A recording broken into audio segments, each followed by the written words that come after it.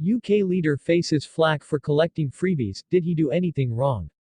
In the heart of London, where the cobblestone streets whisper tales of history, a scandal brews that could shake the very foundations of British politics. The Prime Minister, a figure once admired for his charisma and leadership, now finds himself under the harsh glare of media scrutiny.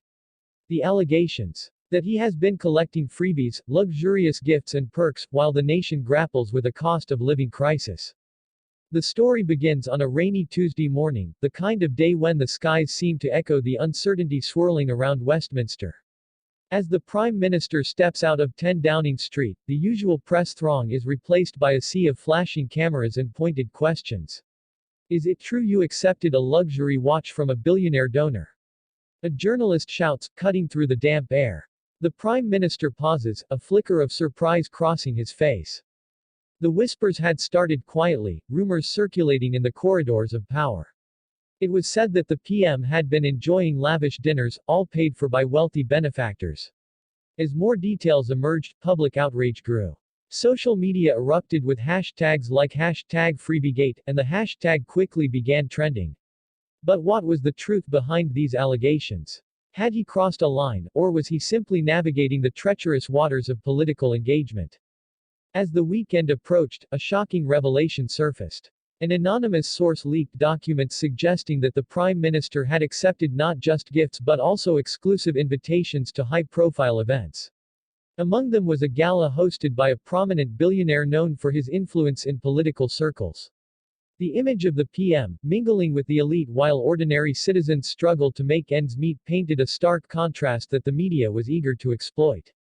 Caught in this web of controversy, the Prime Minister's family felt the impact.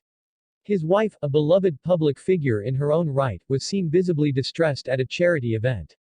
Photographers captured her glancing at her husband, her eyes betraying a mix of concern and disappointment. "What's happening to our family?" she seemed to ask without words.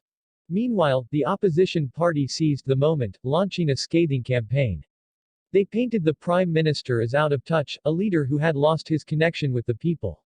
During a fiery debate in Parliament, the opposition leader stood, voice rising above the din. How can we trust a man who accepts luxury while his constituents suffer? The chamber erupted, and the Prime Minister's face hardened, a mix of anger and defiance.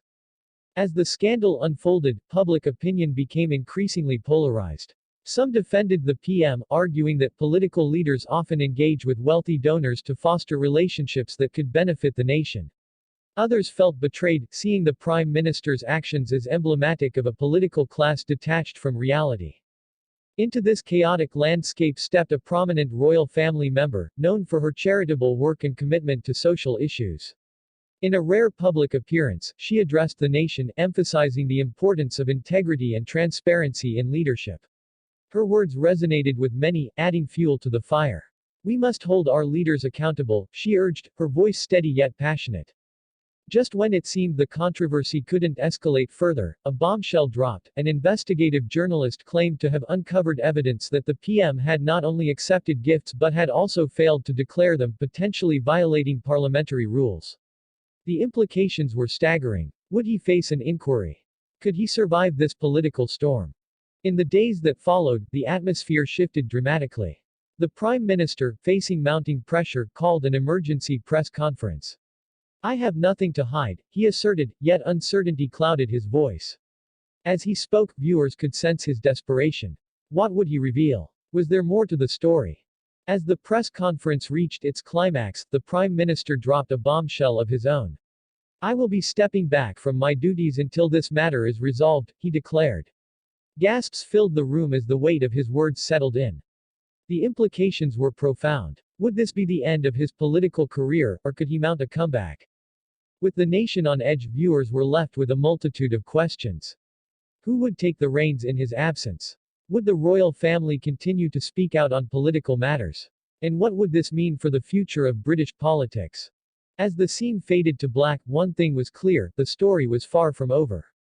The next chapter would unfold soon, as the nation awaited answers, and perhaps, a new leader to emerge from the shadows of scandal. Stay tuned for the unfolding drama that could change everything.